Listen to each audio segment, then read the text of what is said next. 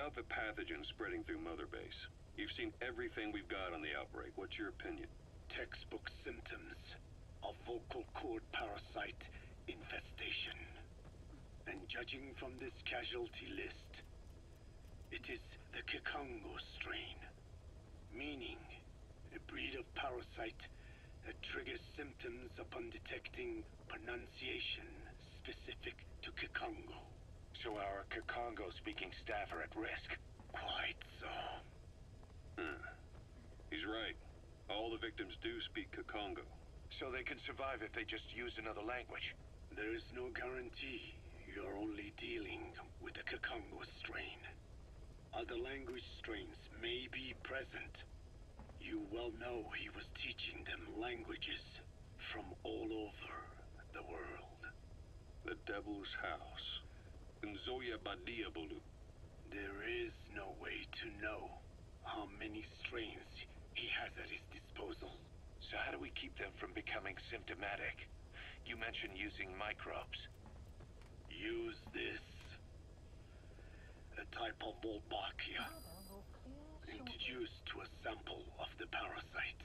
Wolbachia? A parasitic bacteria that colonizes the parasites, turning male to female and preventing copulation. You must cultivate more. What have you done with the infected bodies? Cremated to stop the spread of infection, but we did keep a few for study. Good. Take this sample, grind it to a pulp, and introduce it to the larvae now nesting in the dead. The Wolbachia will multiply rapidly within those larvae. They're soldiers, not some petri dish. Conventional cultivation methods will take too long. Extract the Wolbachia from those larvae and vaccinate your men. Kikongo speakers first. This is the fastest, surest way. No one is to speak a word of Kikongo until the Wolbachia are safely inside them. I will instruct your medical staff in detail on site. You have the appropriate facilities. Yes, but do not worry. I made a pact with your Bit de Jolone on the honor of the Dene. I speak no lies. keep an eye on him. Will do. Follow me. I'll take you to the medical team. Now, we must wait for the Wolbachia to multiply in the larvae. How is the disease transmitted? If it's carried by insects or rodents, then... There is no intermediate host. So... The vocal cord parasites lay their eggs in the larynx of the host. Most hatch and migrate to the lungs, but some are transported to the mouth through ciliary movement, mixing in with saliva. Saliva. Droplet transmission. Sneezing, coughing. Any food or water containing infected saliva. It would spread fast. Indeed. And when the larvae migrate to the lungs, symptoms can resemble the early stages of a cold, making it easy to infect others. Meaning a simple conversation would be enough to pass it on. Alright, so what happens after the larvae migrate to the lungs? It is as I said before. They mature by feeding on alveolar tissue. It is only then that noticeable symptoms appear in the host. And by that point, it's too late. He's infected everyone else. It's one hell of a weapon you've created. That is what Blag Ana wanted. Something that would spread easily. In truth, he's not the reason. But we will discuss that another time. The Wolbachia have multiplied. We're preparing to extract them and begin vaccinating. But is this really the only way? Sure, it'll prevent infection, but the cost? You would rather remove their vocal cords? No. Tactical communication's a linchpin of what we do. What if we were to ban the use of Kikongo? Insufficient. First, there's no guarantee that only the Kikongo strain is here. Second, there is the matter of how the parasites lay their eggs. Before they can copulate, they must be exposed to the pronunciation of a specific language for a period of time, like a container filling with water. But the duration between when the container is full and when the copulation actually begins varies from case to case. In other words, even if the infected stop speaking as a countermeasure, it may already be too late. The only true solution is to prevent copulation through the Wolbachia, or by physically removing the affected tissue. Do any anti-parasitics work? It sounds as though you have already tried. Yeah. We tried every one there is, and nothing. I have yet to find a medicine that can remove the parasites. At best, it temporarily covers their ears. Why is that? Because the parasites are companions to us. To remove them inevitably harms the host. Companions? More than you think. And this is why the human immune system cannot eliminate them.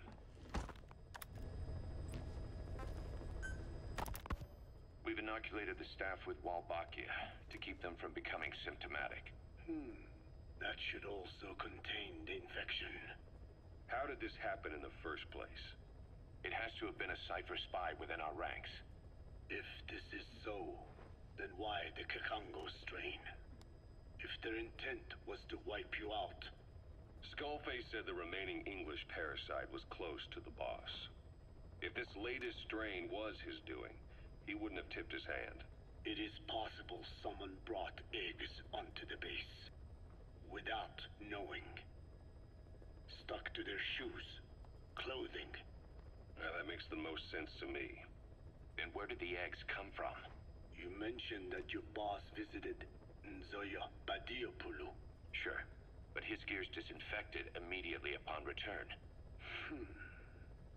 Then he was not the carrier. And not just the boss.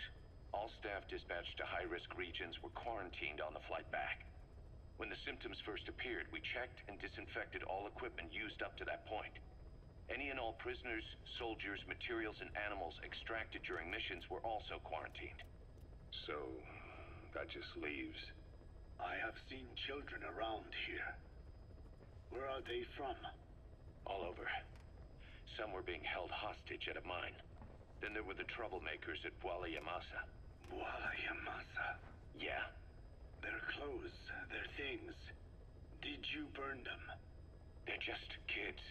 We couldn't. And besides, not one of them's shown symptoms.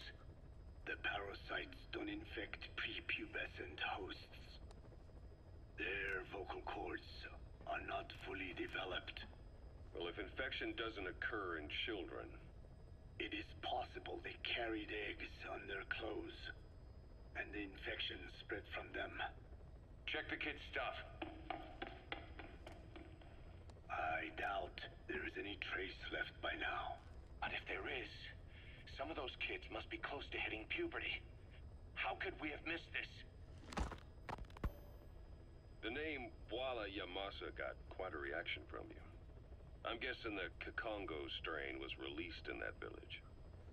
Cypher used that region to experiment with vocal cord parasite transmission. The Kikongo strain. The settlements around the refinery upstream of Bwala Yamasa were the proving grounds. They would infect one villager, then record transmission speed. Dangerous work. If they failed to contain the infection, it would slip into the surrounding regions. At which point the world found out about the parasites, making them useless as a weapon. Incredible they'd risk such a thing. The test site was densely populated too. A terrible place for such experiments. No doubt, they thought burning everything would wipe away all traces. The settlements were covered in oil anyway. Who would wonder if one day they caught fire? And so it did. They burned it all, living and dead. Those remains. But they miscalculated. Transmission speed was far faster than anticipated. It may have been the temperature, or hygiene standards, or perhaps the parasites reacted quickly to Kikongo. Whatever the reason, nearly all villages were swiftly infected, and the settlements reduced to mounds of corpses. Making matters worse, the dry season was ending. When it came time to burn the village, the Moneni River had swelled. Many of the bodies were waterlogged. Meaning they didn't burn completely. The corpses still contained viable eggs, and the larvae washed downstream. And when the people downstream drank that water, That marked the end for Bwala Yamasa. I learned all of this at the mansion. I warned him of the risk of eggs getting out. And? We are prepared for any eventuality. I get it. Putting the oil field back online. The oil leaks, saner. They plan to pollute the river. Prevent the spread of infection. But the oil flow was stopped. And downstream, the people of Masa Village started using the water again. The PF soldiers deployed at the village were locals, spoke Kikongo. They were infected, and the kids survived. I've heard enough. And who stopped the flow of oil? Don't. We did. That confirms it. The source of the Kikongo strain infection was Masa Village. And the children brought it here. It is no one's fault. There is no blame to be cast. The parasites, they were tested in other regions? Their physiology requires that they be tested under varied conditions. Another test site was in Afghanistan. So it was the parasites there. Both the Pashto and Tajik languages are spoken in the mountains of Afghanistan, and population density is low. Ideal testing grounds for how accurately the parasites target only the specified language. It is also relatively easy to prevent the spread of infection. And the results? The first test, I am told, was a success. Once the Pashtun Mujahideen were infected with the Pashto strain, they were all but wiped out. The Hamid fighters at Smasei Fort. It was doubly successful. No Tajik Mujahideen or Soviet soldiers became symptomatic. So the parasites proved to be effective. What about the second test? Also supposedly a success. A Pashtun village was the target. However, the original aim was to obtain samples of the infected. In this, they failed. And the village? The Soviets enacted a standard scorched earth operation. That must have been the village where Malak lived, before being held captive at La Marjate Palace. Having had more time to think on it, the details shared with me may have been false. They are madmen who would do anything to cover up the truth.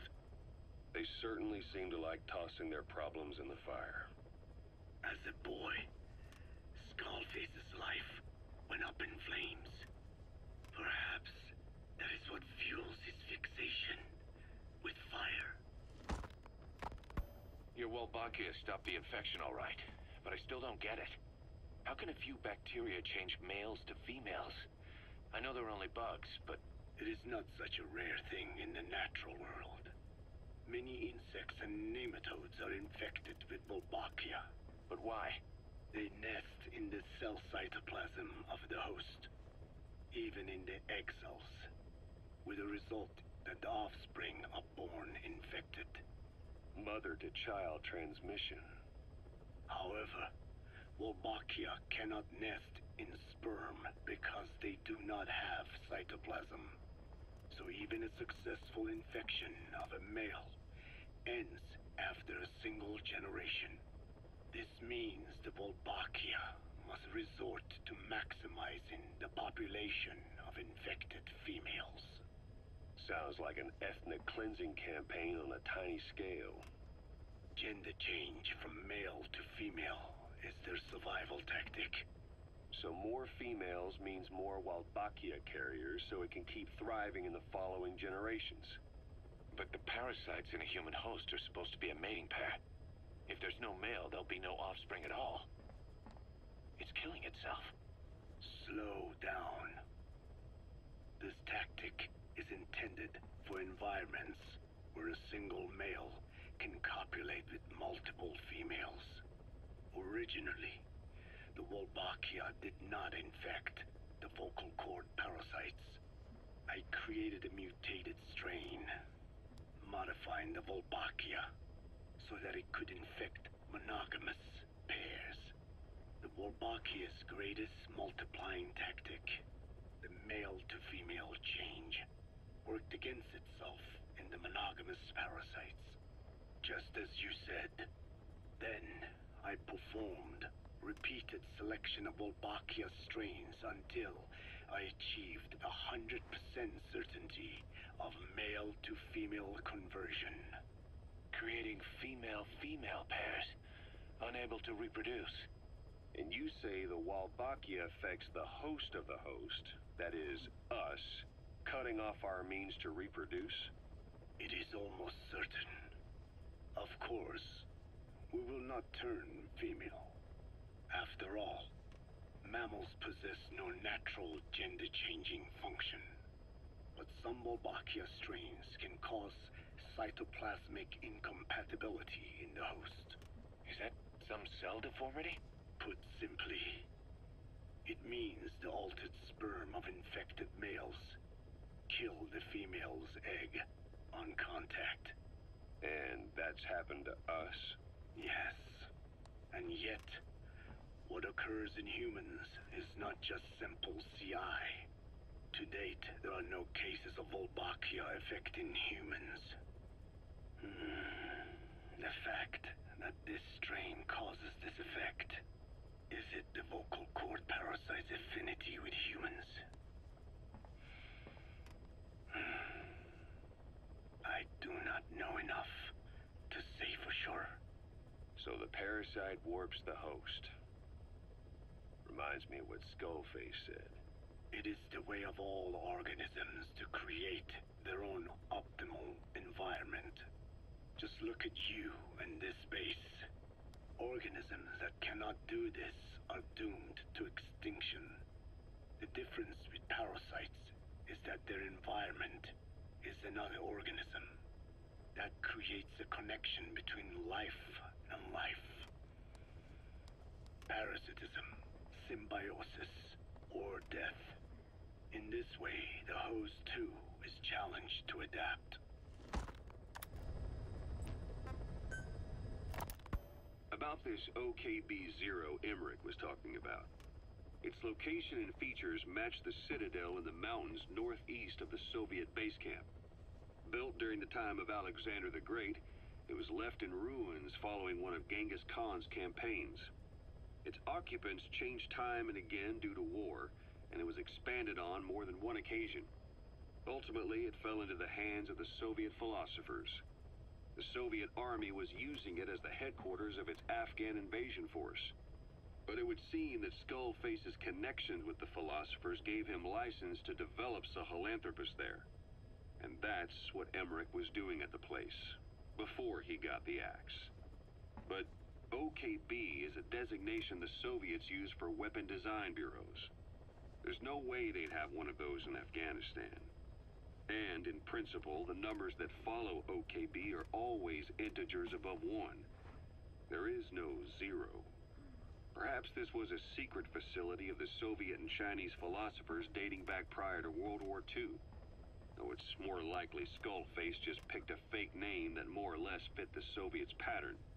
He doesn't go there often, but he sure as hell won't miss this. They use the heliport on top of the tower for his visits. Start by heading for the heliport, then wait for your chance to make contact with Skullface. It seems Sahelanthropus' armor is made from depleted uranium. That offers some serious protection.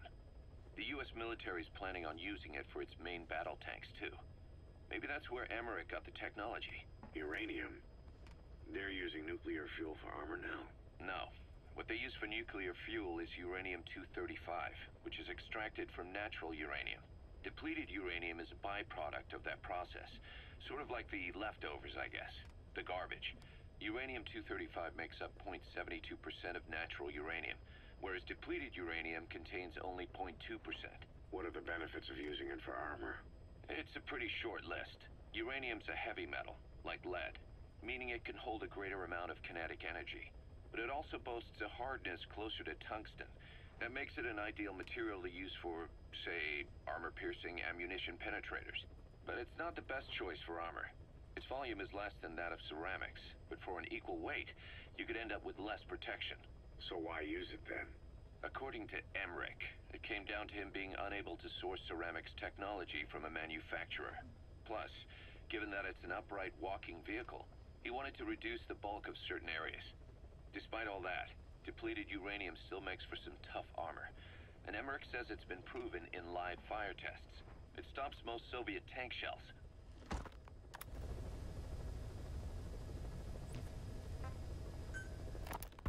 Code Talker, what are the metallic archaea?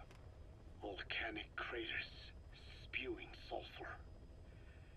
Water hot enough to boil your skin off. Ocean depths of 800 plus atmospheres.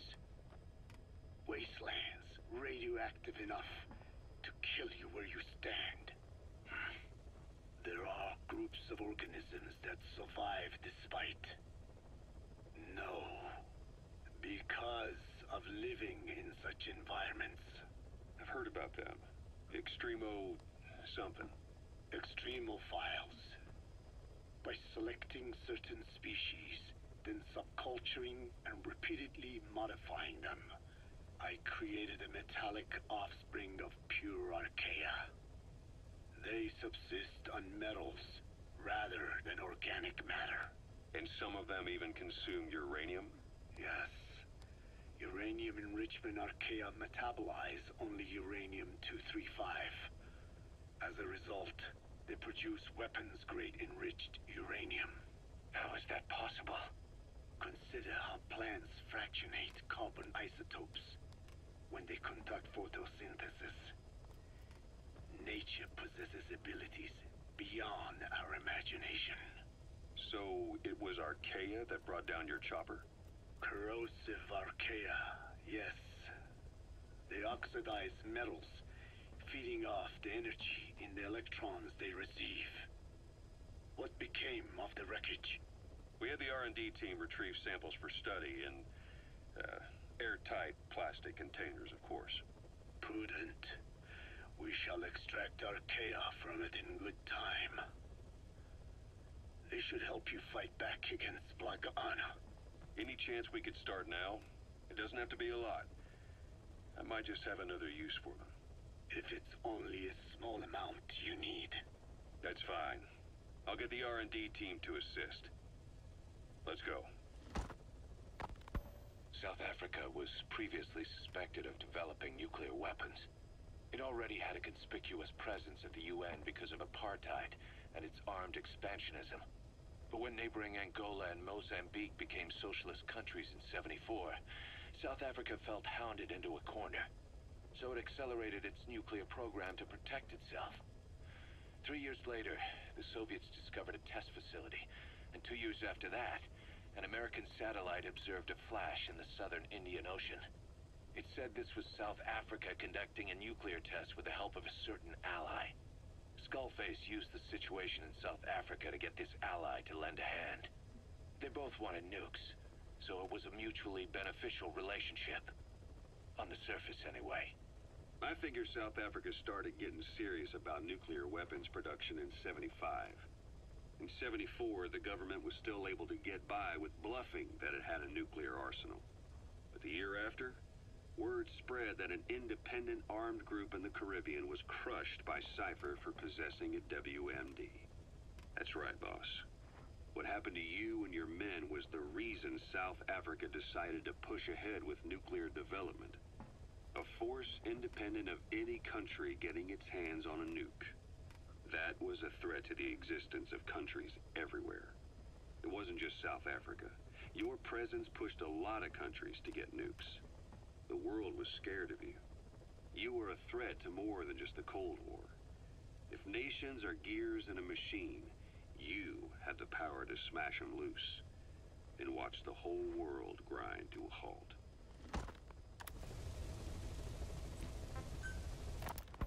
Emmerich uses externally powered legs of his own design. It's bionics technology, a product of the U.S. military's failed attempt to develop a powered exoskeleton. All the wearer has to do is apply a little force, and the actuators continue the movement in that direction. But his legs are unique. Instead of using a hydraulic mechanism, the actuators run off metallic archaea. That increases the actuator's reaction speed and also enables him to lock and release the joints at will. The legs are a nifty little gadget, but they have two clear weaknesses. First, they're dependent on external power, maybe because he built them knowing he couldn't leave his lab. There's no internal battery. That's why they won't work if they aren't plugged in. Second, and this is more than just a weakness, the legs are directly connected to his bones. Could be to minimize signal loss and the order's output to the legs and the drive response from them. Either way, Emmerich has used bolts to attach load-bearing parts directly to his femurs, probably by mimicking surgical treatment for compound fractures and the like. But the end result is those legs and his body are fused together, and that appears to be how he's able to move them so precisely. But that also means that any shock to the legs would be delivered right to his bones by way of those bolts. The same is true if he encounters the corrosive metallic archaea. If the corrosive archaea ate into the exposed bolts, they'd reach the endoskeleton parts and eat through them too in the blink of an eye. The doctor's bones are full of holes to accommodate all the bolts. They're like sponges. If he were to lose the reinforcing parts, even the tiniest bit of force or weight would snap his bones. So when I dangled those corrosive metallic archaea in front of him, he realized straight away what would happen. Life wouldn't be worth living if he lost those legs of his. I'd bet that is what the doctor fears the most. I just helped him imagine what it would be like. Thanks to that, I got the information we needed without either of us getting hurt. You know how he is. He's probably already over the shock. The better you know your adversary, the easier it is for you to get information from them. And vice versa.